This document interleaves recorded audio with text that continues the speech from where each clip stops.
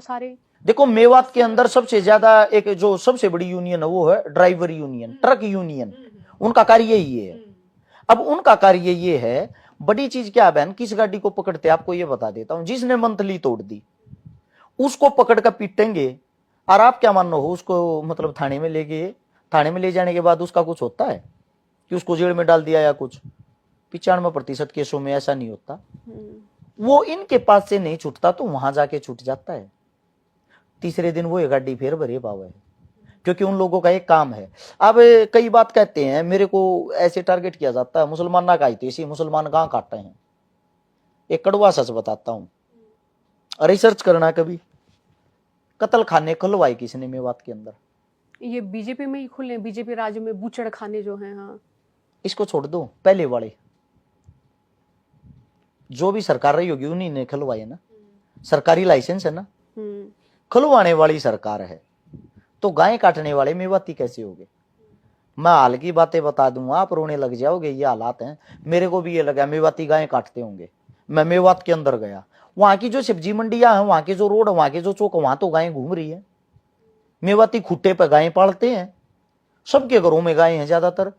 अब मेरे दिमाग में एक बात आई, ये गायें पालते हैं तो ये गायें को काटते क्यों हैं? बहन जी इस बात को थोड़ा आप समझोगे। आप वहां पे जो कत्ल खाने हैं उनके लाइसेंस सरकार ने दिए हैं। सरकार भारत देश के अंदर जो गाय का बीफ जिसको बोलते हैं उसको एक्सपोर्ट करती है।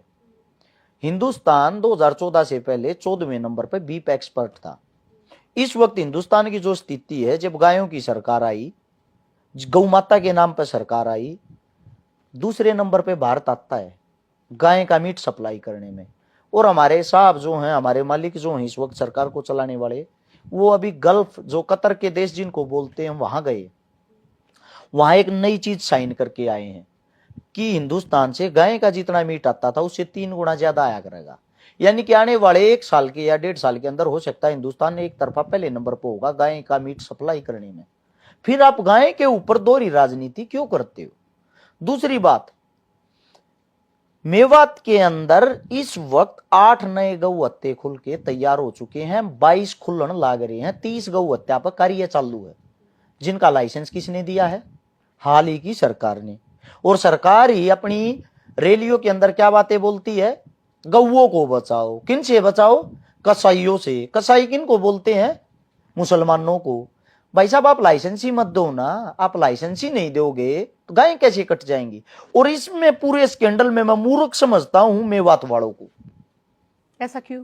ऐसा इसलिए, वे बेचारे मेवाती जो हैं, मुस्लिम जो हैं, वे इतने दबे डरे हुए होंगे, उनको ये लगता है अगर आप लोगों ने एक भी अल्फाज सरकार के खिलाफ बोला आप लोगों पे कार्रवाई हो जाएगी।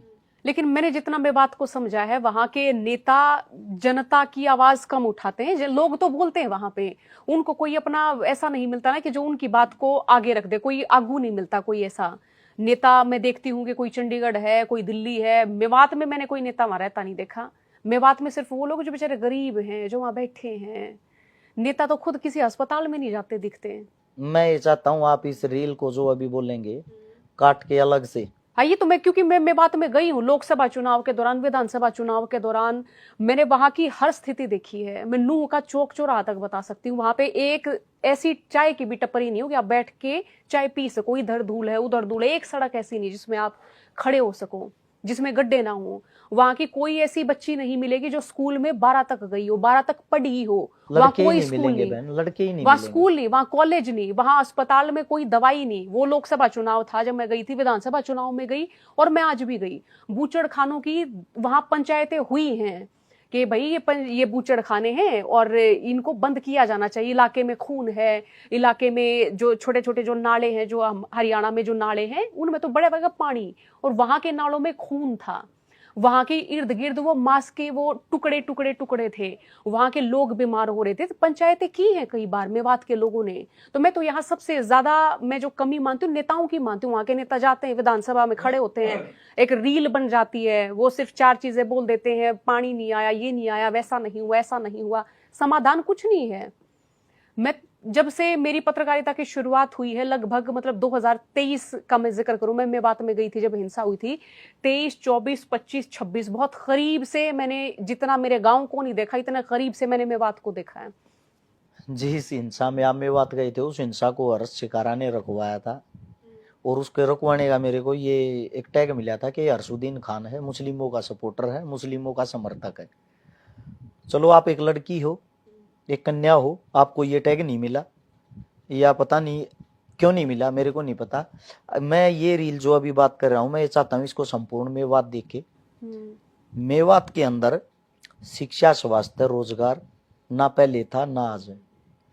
उनके जितने जो नेता मंत्री हैं, उन नेता मंत्रियों को आपने बता दिया, कहीं भी आम जनता के अंदर नहीं देखोगे।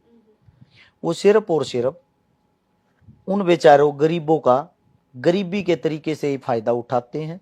फायदे का कारण ये है, जो अपनी बीजेपी है, सरकार है, हुकूमत है, वो एंटी मुस्लिम है, और जो नेता हैं वो पहले से ही ज्यादातर कांग्रेसी हैं वह, तो उनकी वोट वो बीजेपी को तो देते नहीं बेचारे, मजबूरी है, वो वोट देंगे तो देंगे कहाँ उन्हीं नेताओं को।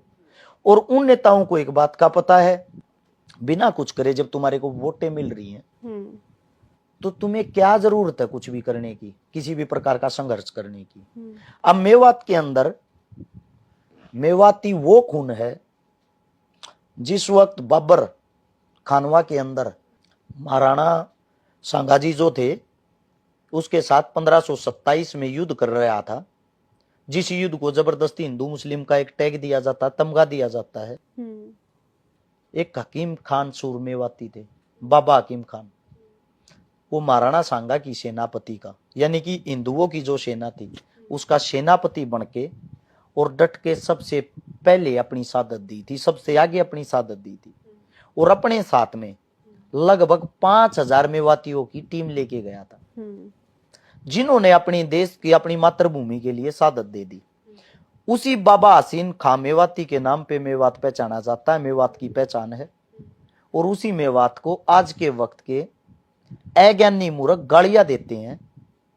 मैं मेवात की धरती को एक बात कहता हूं, उस बाबा को याद करते हुए नई क्रांति की शुरुआत आप लोग कर सकते हो।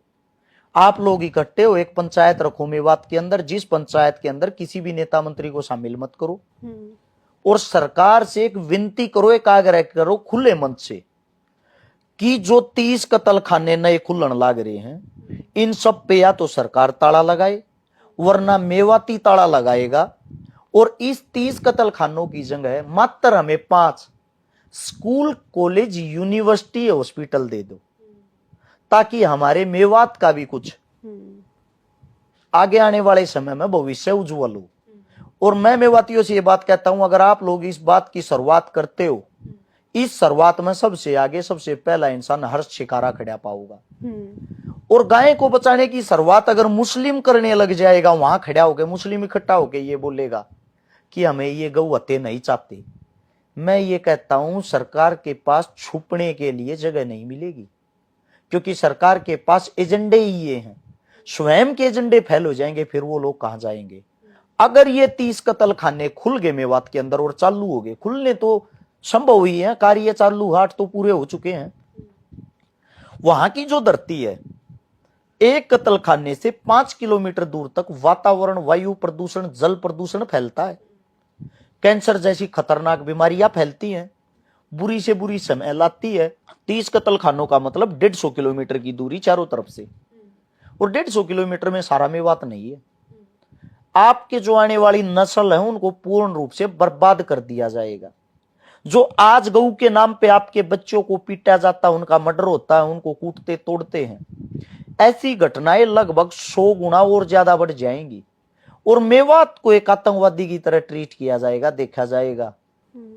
अगर जिंदा हो तो जिंदा नजर आना जरूरी है।